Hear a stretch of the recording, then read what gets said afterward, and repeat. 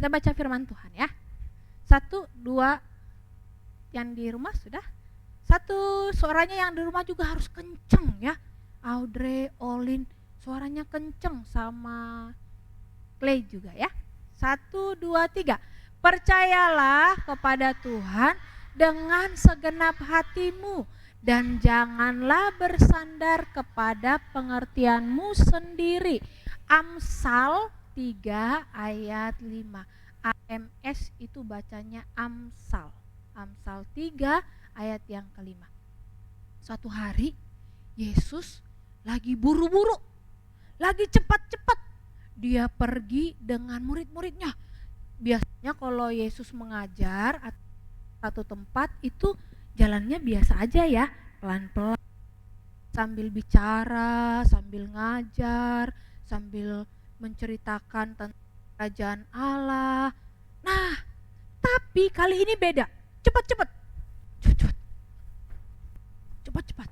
Dan di sebelah Yesus lagi ada seorang bapak, bukan muridnya Yesus, bukan salah satu dari 12 murid Yesus. Namanya adalah Bapak Yairus. Bapak apa? Ternyata Yesus mau pergi ke rumah Bapak Yairus. Mereka cepat-cepat. Yesus, tolong cepat Yesus, tolong cepat. Aduh, iya tenang, kata Yesus. Wah, Yesus ternyata bukan hanya Bapak Yairus ya yang ikut bersama dengan Yesus, tetapi 12 murid Yesus sama banyak sekali orang di situ. Cepat. Mereka mau kemana sih? Ternyata mereka mau ke rumahnya Bapak Yairus. Karena anaknya Bapak Yairus itu ada satu-satunya. Siapa di sini anak tunggal atau nggak punya kakak, nggak punya abang, nggak punya adik? Ada? Kamu punya abang kan? Kamu kan punya adik. Anak tunggal itu artinya anak satu-satunya. Tapi dia perempuan. Anak Bapak Yairus ini 1 orang. Tapi dia lagi sakit. Parah. Sakitnya parah banget. Nggak sakit biasa. Nggak cuman batuk flu kayak kita. Kayak batuk flu kayak kita mah biasa ya. Minum obat atau tunggu beberapa minggu nanti sembuh. Makan yang banyak, minum air. Tapi ini enggak, udah dibawa ke dokter, udah dibawa ke tempat yang lain, udah lama diobatin, tapi enggak sembuh-sembuh juga. Makanya Bapak Yairus ketemu sama Yesus. Guru, tolonglah pergi, ayo ke rumahku. Anakku sekarang udah kritis. Kayak ambulans teman-teman. Kalau ambulans itu bunyinya wiu wiu wiu gitu atau wiu wiu wiu wiu wiu wiu. Berisik ya. Artinya apa? Darurat. Kritis. Cepat. Awas minggir. Jadi kalau ada ambulans, kalian nanti ada papanya bawa mobil, bilang, "Papa, minggir, ada ambulans di belakang." Artinya apa? Cepat. Kalau enggak bisa bahaya. Bisa-bisa anak ya, orang sakit yang ada di dalam ambulans itu bisa meninggal kalau enggak segera ditangani. Sama kayak Yesus juga gitu. Dia pengen cepat-cepat ke rumah Yairus. Yairus juga cuma pengen cepat-cepat. Murid-muridnya juga iya kita cepat. Waktu cepat-cepat, tiba-tiba lagi jalan. Cit. Yesus berhenti. Lalu bilang, Tunggu. Siapa yang memegang aku? Siapa yang barusan pegang aku? Lagi jalan nih. Berhenti. Siapa lagi pegang aku? Jangan di-spill dulu Kak. Spoiler. Itu ceritanya gak seru. Ketahuan. Jangan cepet-cepet Kak, jangan cepet-cepet. Biar Katri aja yang cepet-cepet ya.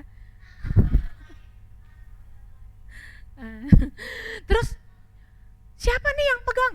Lalu Petrus bilang begini, Guru, di sini banyak sekali orang. Ada 12 murid, belum lagi orang banyak datang mau ketemu sama Yesus. Ya pasti Guru, pasti semuanya banyak dan kita gak tahu siapa yang pegang.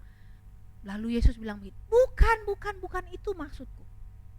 Bukan cuma senggol atau sentuh gini, tapi ada seseorang yang memegang jubahku, bajuku, dan ada kekuatan yang keluar dari tubuhku. Kekuatan yang keluar dari tubuhku Dan itu nggak biasa. Wah, orang mulai, oh, wah, pasti ada nih yang pegang-pegang. Kamu bukan, kamu bukan.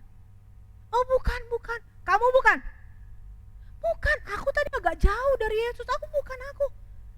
Waktu mereka lagi cari-cari, tiba-tiba ada seorang ibu, teman-teman. Nah ini baru. Nah itu. Ternyata ibu ini, seorang ibu yang pegang jubahnya Yesus terus agak ditarik gitu.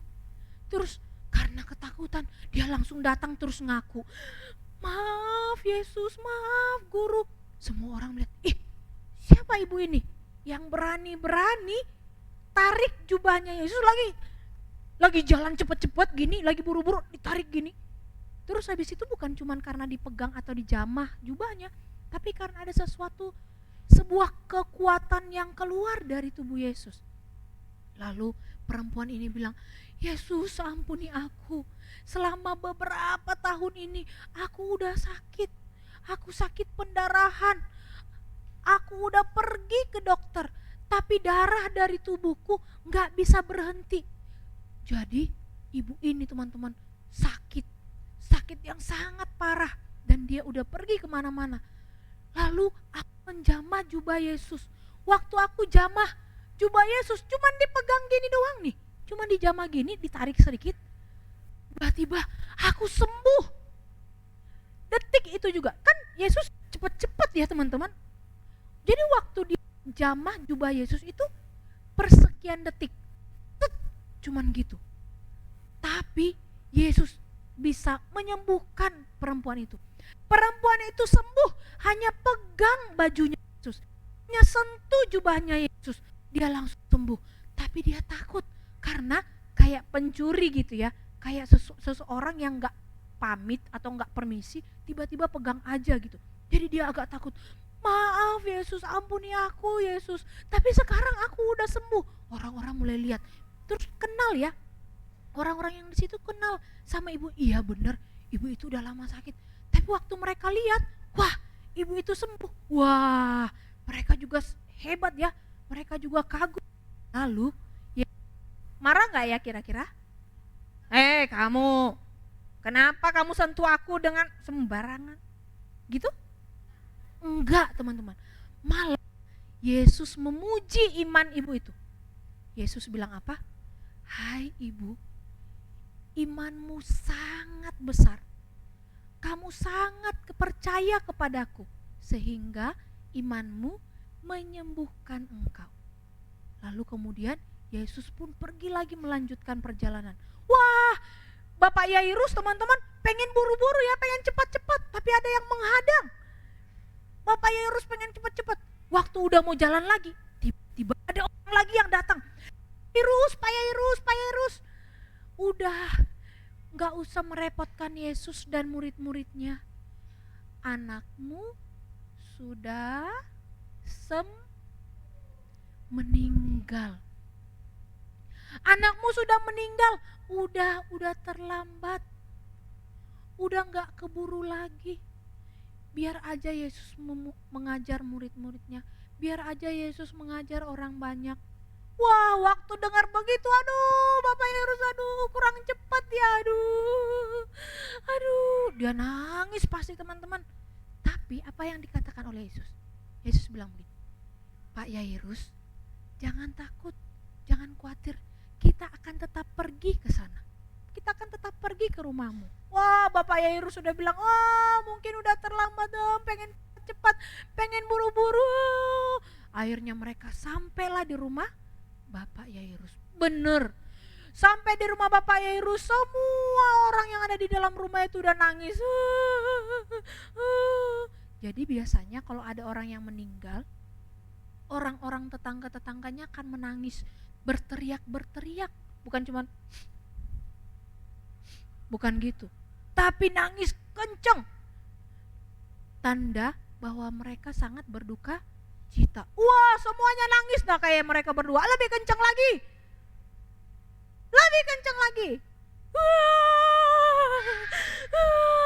Wah, teriak-teriak. Lalu Yesus datang.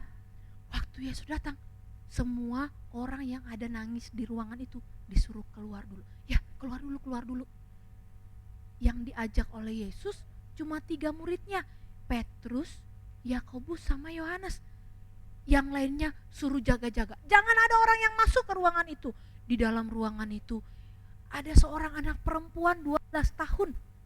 Siapa di sini 12 tahun? Samuel 13. Anaknya masih 12 tahun, sebesar Samuel ya. Udah tidur, matanya udah ketutup. Waktu Yesus pegang tangannya, udah dingin. Wah, Bapak Yairus sama ibunya ada di ruangan itu bersama dengan 3 murid Yesus. Mereka mulai sedih, mereka nangis, mereka sangat berduka karena anak mereka udah meninggal. Kalau udah meninggal udah gak ada harapan katanya. Kalau udah meninggal gak bisa lagi, udah terlambat. Kalau kita udah meninggal kita gak bisa buat apa-apa teman-teman. Kalau kita udah meninggal kita gak bisa main. Kalau kita udah meninggal kita gak bisa makan. Kalau kita udah meninggal kita gak bisa belajar. Semua udah terlambat. Semua udah dingin badannya. Nah, waktu itu Yesus mendekati anak perempuan itu. Lalu dipegang keningnya. Dingin. Artinya udah gak ada nyawanya. Udah gak ada. Lalu kemudian Yesus memegang tangan anak perempuan itu, lalu menyembuhkan dia. Roh anaknya itu, jadi kalau kita meninggal udah gak ada rohnya ya. Rohnya itu kembali ke Tuhan. Persekian detik, cepet, gak lama-lama. Enggak, langsung cepet. Langsung kembali ke Tuhan. Tapi anak perempuan yang meninggal itu teman-teman, tiba-tiba waktu dipegang sama Yesus, rohnya kembali. Alkitab mencatat, rohnya kembali dari sana, dari atas, kembali lagi. Dan tiba-tiba anak itu membuka matanya. Lihat tuh, yang tadinya dia udah meninggal, tiba-tiba dia bangun teman-teman. Dia lihat, semua orang yang ada di ruangan itu, murid-murid Yesus yang 3 orang dan juga ibunya. Wah, lihat tuh, senang sekali. Yang tadinya udah gak bisa angkat kepala, tiba-tiba bisa angkat kepala. Wow, mereka senang. Tuh, lihat, anaknya bangun lagi. Wah, Yairus bersama dengan istrinya, bersama dengan orang-orang yang ada di ruangan itu, murid-murid Yesus 3 orang. Mereka wah, senang sekali. Yeay. Mereka tepuk tangan. Mereka bersuka cita karena ternyata gak terlambat. Yesus gak pernah terlambat. Sekalipun dipikir, wah udah meninggal anaknya Yairus, udah terlambat, Yesus gak perlu datang. Tapi Yesus gak pernah terlambat. Dia datang tepat waktu. Dia selalu tepat waktu. Buktinya anak Yairus yang sudah meninggal bisa hidup kembali. Wah, tepuk tangan untuk Tuhan Yesus. Wah, Tuhan Yesus luar biasa ya teman-teman. Tuhan Yesus bisa menyembuhkan orang yang sakit. Bukan cuma orang yang sakit, orang yang mati pun kalau Tuhan mau, dia bisa membangkitkan kembali. Jadi jangan takut, jangan khawatir, kata Tuhan Yesus. Jangan takut, percayalah kepada Tuhan. Dia yang punya kuasa, kapanpun, dimanapun dia bisa membuat mujizat. Dan dia tidak pernah terlambat. Kita pengennya kalau berdoa, Tuhan, aku pengennya juara 1. Tiba-tiba dapat rapot juara 5. Ya, terlambat deh Tuhan, tolong aku. Tuhan, aku pengennya hari ini doa, Tuhan, aku mau sembuh. Lagi batuk flu, sembuh. Kita pengennya cepat atau lama sih? Kita pengennya cepat ya. Waktu berdoa langsung sembuh. Gitu ya, pengennya begitu ya.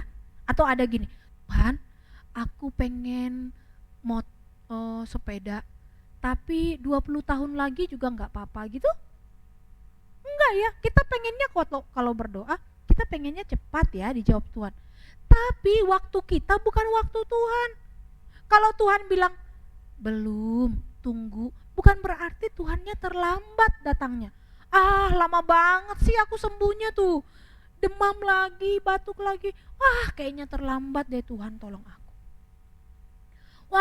Aku pengennya pinter, tapi gak pinter-pinter matematika, nilainya jelek terus. Berarti kurang belajar kalau itu. Bukan karena Tuhan gak jawab doa kita, bukan. Dia selalu tepat waktu. Apapun yang kita minta, mintalah kepada Tuhan. Percayalah kepada Tuhan dengan segenap hati. Jangan, Tuhan, aku pengen supaya Tuhan menyembuhkan aku. Terus ingat, sembuh gak ya? Kayaknya enggak deh. Tuh, buktinya gak sembuh-sembuh. Kayaknya Tuhan gak bener. Gak bener Tuhan Yesus menyembuhkan. Jangan begitu, itu namanya gak setengah hati. Itu namanya setengah hati, gak sepenuh hati. Kalau kita berdoa, makanya harus rajin berdoa ya. Siapa yang suka berdoa? Suka berdoa. Siapa? Kadang-kadang masih malas ya. Padahal kalau minta sama Tuhan bayar gak? Enggak bayar. Terus kenapa gak minta? Karena kadang-kadang kita gak percaya. Teman-teman, kalau apapun yang kita minta, kalau lagi terdesak, lagi darurat, papanya butuh kerja, kita gak punya uang, apa yang harus kita lakukan? Berdoa dulu. Tuhan, tapi Kak Tri, gak sempat berdoa, aku harus kerja, aku mau cari cara yang lain. Gak boleh ya teman-teman. Mintalah kepada Tuhan, percayalah kepada Tuhan, jangan mengandalkan pengertianmu sendiri. Tuhan gak pernah terlambat. Tuhan akan selalu tepat waktu menjawab doa-doa kita. Karena itu kita harus sabar, kita harus minta sama Tuhan, dan kita harus tetap percaya. Amin, mari kita berdoa.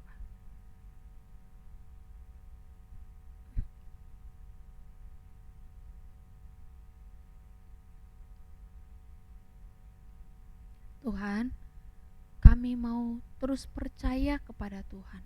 Sekalipun mungkin doa-doa kami dijawab Tuhan lama sekali. Atau mungkin sampai hari ini doa kami belum dijawab Tuhan. Kami minta sesuatu tapi sampai hari ini Tuhan belum kasih. Mungkin kami berpikir Tuhan terlambat kasih jawab doa kami. Tapi tidak, waktu Tuhan selalu tepat. Tidak pernah terlambat. Tidak pernah terlalu cepat atau terlalu lama, pasti tepat waktu. Tuhan, tolong berikan kepada kami iman dan kepercayaan kepada Tuhan terus menerus, supaya kami sungguh-sungguh berdoa waktu kami darurat, waktu kritis, waktu suasananya gak baik-baik, kami butuh pertolongan segera, tapi kami percaya, kami mau berdoa kepada Tuhan, dan kami percaya Tuhan akan berikan tepat pada waktu. Terima kasih Tuhan Yesus, dalam namamu kami berdoa. Amin. Kita baca ayat hafalan yang tadi yang gampang ya. Yang warna putih, anak kelas 2, 1 TK, TKB belum sekolah. Kelas 3, 4, 5, 6. Kita baca sama-sama 1, 2, 3. Percayalah kepada Tuhan dengan segenap hatimu dan janganlah bersandar kepada pengertianmu sendiri. Amsal 3 ayat 5. Menghafal dalam waktu 2 menit. Mulai dari sekarang. Yang di rumah ya. Yuk, percaya. Yang di rumah cuman warna putih ya, yang di rumah ya. Di rumah warnanya beda sama ya. Yang warna putih aja ya yang di rumah ya. Percayalah kepada Tuhan dengan segenap hatimu. Amsal 3 ayat 5a. Yang di rumah yang A aja ya, yang warna putih. Percayalah kepada Tuhan dengan segenap hatimu. Dan janganlah bersandar kepada pengertianmu sendiri. 1 menit.